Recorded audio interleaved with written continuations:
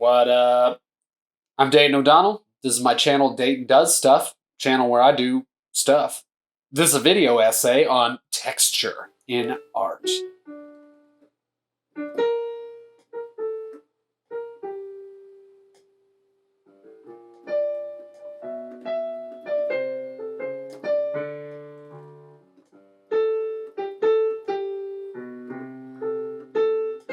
So, you're trying to get good at your craft. No doubt, you have an artist toolbox.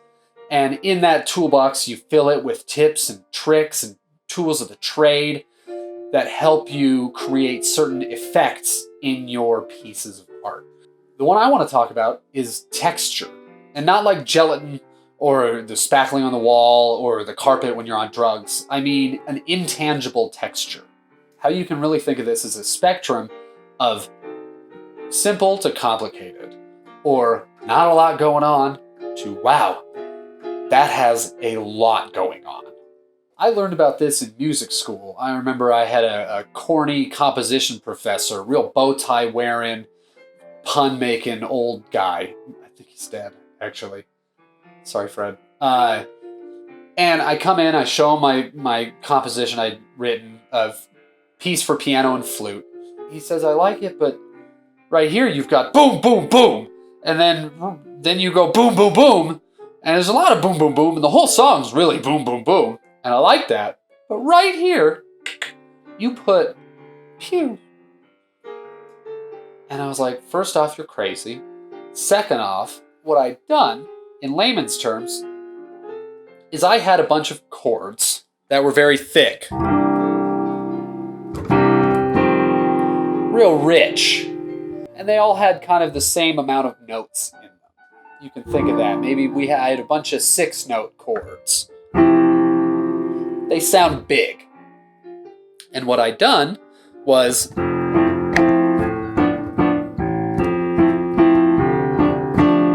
the middle of all the thick chords, I put a thin, wimpy chord with only 4 notes.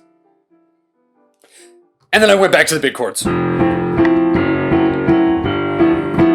And then I put another wimpy chord in, and another little pew. And it sounded off. And it ruined the texture of the piece, it ruined the tone, it ruined the effect I was trying to go for. It was an easy enough fix. You just take the wimpy chord and add another note to it. Very easy. As I started going on and learning different things and doing other artistic ventures, the idea of texture comes up in almost everything. And really, once you have a good command over what makes something sort of not complicated versus complicated, and using thin versus thick textures, it really takes you to the next level in your medium. Let me give you another example. The Renaissance paintings. Big murals, there's like fucking babies flying around naked. There's demons floating around, probably poking the babies, which is not cool. There's like hedonists on the ground, and everywhere you look, like the hedonists are fucking each other or eating stuff or going to war. And there's so much going on. It's out of control. That's a very thick, intangible texture. Sure, the painting has texture in and of itself. We're not talking about that. The subject matter was very thick. Now contrast that with the paintings of the 60s and 70s, 1960s, 70s, the minimalist movement. I've seen a painting that's just a fucking green dot. Very thin texture. Both have their statements, both are strong, both are equally viable options. Having a good command over texture is really understanding the effect that you want out of whatever you're doing, and knowing what a thin or thick texture will give you that effect. So a photojournalist might be covering a riot.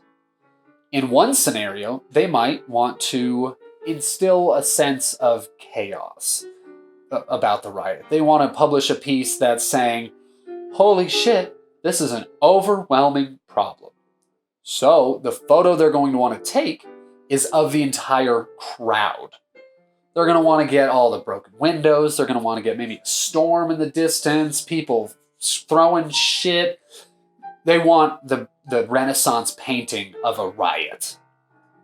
Whereas if they are going for maybe in scenario 2, they want the effect of personal damage that a riot causes.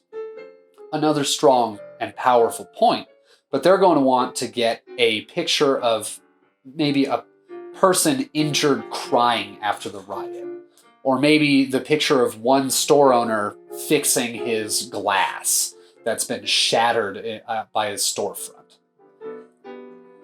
Both are equally viable options. Both are great, but one is a very thick, massive textural idea, and one is a texture with not a lot going on. It's very thin, but it mirrors that nice, intimate moment that you might want to go for. Again, it's an effect thing. Movies have it. Think about the classic whodunit murder mysteries. There's 10 main characters, there's 4 subplots, they all twist and turn and converge at the very end of the movie in a big uproar. Very thick idea. Very, very large, complicated mess. Contrast that to movies like Castaway or Life of Pi. Intimate, there's one character, 2 if you count the fucking volleyball. That's a very thin texture, and it's just an artistic choice. But notice, it stays that way the whole time. In Castaway, he stays on the island, he stays that one plot, and it's very focused. They don't all of a sudden add 30 characters and a pirate shit. No, they keep it consistent. Brings me to my last point. People are good at recognizing patterns. We see 2 dots, we're going to fill it in with a line. So you have to be careful of that. If you set up a texture, you want to keep that texture going to sort of create the tone you're going for. You can break that. Maybe you have a really chaotic Where's Waldo looking fucking painting, and then there's one area right in the middle of the painting where Waldo's standing with no one around him, and you call it Lonely Waldo. That's playing with texture. Very fun. Can be very interesting. Examine historically famous pieces of art in whatever it is that you are interested in, and start to take note of these textures. Examine your contemporaries. See what they're doing. See if they have a good grasp of complex versus simple and how they use it. Once you start to do that, then you can start to use it in your own work very intentionally. And again, it's just the effect that you're trying to go for. And once you figure out how to use that effect, break it. You're the artist. You can do whatever you want. Thanks for listening, guys. Hope you liked this video. If you did, like, subscribe, do all that good stuff, and I'll see you guys next week. A side effect of doing way too much artsy shit is that you tend to spread yourself pretty thin. Should you cut back?